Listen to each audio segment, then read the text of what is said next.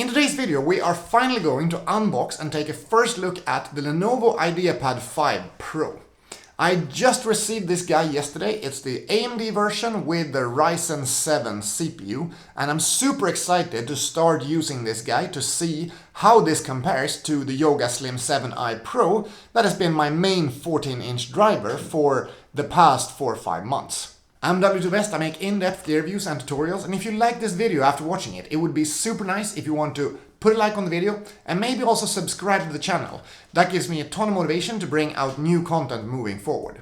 If you want to communicate with me, you can do so either in the comment section below, where I'm usually very active, or on Instagram, where I'm also at W2Best, but I'm less active there than here. Let's get into this giant shipping box and see what is in it.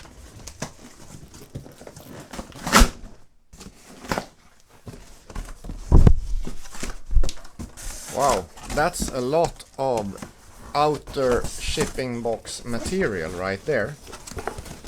After a little bit of digging, we finally reached the main box here. So this is a classic Lenovo box. It just says Lenovo in the front. We have some specifications here on the side. So there it says that we have the Ryzen 7 5800U, 512GB SSD, 16GB of RAM, and we have integrated graphics together with 14-inch 2.2K IPS panel. This comes with Windows 10 Home, but it should be immediately upgradable to Windows 11 as soon as that becomes available. Except these things, there's not a lot going on with this box. So let's just get out an unboxing knife, cut this little sticker, and then see what we have here. Starting off on the side here, as I usually do, we have the power cable, regular power cable with this kind of connector to it. Reaching one step further down here, we see that we have the 65-watt charger. This is a Lenovo 65-watt charger that is a bit more square than the one I'm used to having in other machines, but with a similar size and weight to it. Let's see what we have here in the main part of this package. First of all, of course, we have some solid documentation. Good to see this coming along.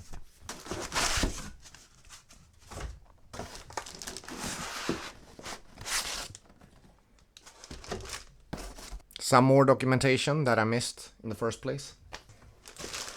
Putting that to the side, we can take out the main machine here and see how this feels.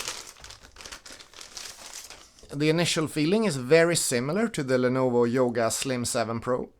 It's got a very similar weight. It's got a very similar material as well. I see there is some little dent here in the material on the top. Yeah, I could get rid of that. Okay, so we see that it's also picking up a bit of fingerprints immediately. But the overall quality feel, I would say, is very good at the first impression here. On the left-hand side, you can see we have the USB-C port, HDMI port. We have another USB-C port that is a fully fledged one with both DisplayPort, power and data transfer. And then we have the headphone microphone combo jack. On the right-hand side, you can see we have the full-size SD card reader. Very nice to see that being there. And then we have 2 USB-A ports. All of this port setup, I think, makes this one of the most versatile 14-incher on the market right now. In the bottom, we have some of the classical rubber feet setup, bottom-firing speakers, very similar to the 16-inch, as well as the Yoga Slim 7 Pro. We got a pretty big ventilation grill, but let's see how this one performs in terms of cooling when I do my full test a bit later on. Let's see if the laptop can be opened with one hand. That was no problem at all.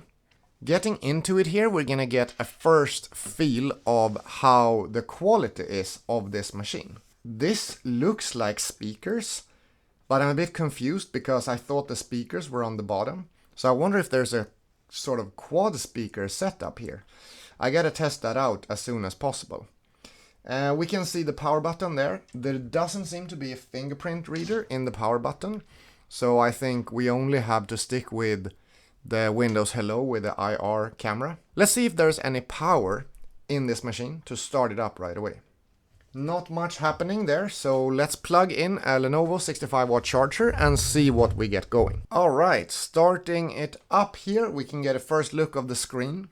Should be around 350 nits or so. It looks like it's a matte screen, which is similar to the 16-inch version. So a 350 nit matte screen with good color accuracy, 16:10 aspect ratio, and this is the 60 Hz variant that I got. And why would I get the 60 Hz variant, you may ask? Is actually mainly because of the price difference. So here in the Scandinavian region, you can get this guy with 60 Hz for about 900 euros. If you want to step up to the same spec, but you want it with a 90 Hz panel, you pay 1100 euros. And I simply don't think it's worth it to just get that 30 Hz extra refresh rate in the monitor. Hi there, I'm Cortana, and I'm here to help. A little sign in here, a touch of Wi-Fi there, and we'll have your PC ready for all you plan to do. So Cortana there sounded pretty good. And the speakers is one of the first things I usually listen to. Let's do the rest of the setup process here and then see a bit more what I feel about it when I get into the laptop. After this rigorous setup process that Windows wants you to do now, we are starting to get a bit further into this laptop. I would really say that my initial impression of both the trackpad, the keyboard, the screen is really solid. Like 16:10 matte screen with good brightness and good color accuracy has some great things to it. Keyboard feels super solid, like not a lot of flex in it. I just feel like it's a rigorous, nice keyboard. And the same thing goes for the trackpad. No big rattling noises or any kind of skewed things like that. And there we have it, all set up. And I gotta tell you, I really like the screen of this thing. Like 14-inch 16:10.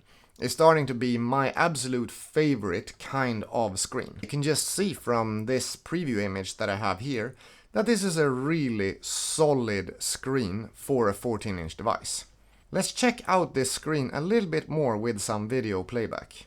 This video is all about how to test your new laptop that you just bought to see if it's a good unit that you will be able to keep for many years, or if you should look into the return policies of the retailer where you got it to see how you can get it exchanged, or maybe return it right away because of quality control issues, or that it's just not fitting the purposes why you bought it.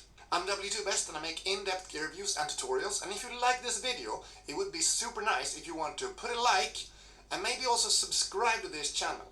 That gives me a ton of motivation to bring out new content moving forward. And I have a pretty decent backlog of stuff, so you don't want to miss out on the things that are to come. I'm trying out some different things here right now, and then of course I get a pop-up from McAfee. Like, I should really do some things with McAfee right now. The only thing I should do with McAfee is uninstall it as quickly as I can. Let's double check if there is a lot of other bloatware here. So we have the AMD Radeon software, which is pretty good to have. You can do a lot of things with that. It doesn't seem to be too bad. It's pretty much McAfee that is what I would immediately uninstall. Maybe Skype as well. Lenovo Utility and Lenovo Vantage I usually want to keep on there because it's actually useful apps. Testing out the keyboard a little bit, I would say that this also feels very, very solid. My first impression of this laptop is good. This has a lot of potential to be as good or maybe even better than my Yoga Slim 7i Pro. That is it for my unboxing and first look at the Ideapad 5 Pro. The 14-inch version with the AMD CPU is finally in the house, and it's here looking pretty good to give a good match to the Yoga Slim 7 Pro. I will be using this guy for some time, and then I will be back with my full review and benchmark video as soon as I can. I hope you will have an amazing day or evening, and then I will see you in the next video. Bye bye!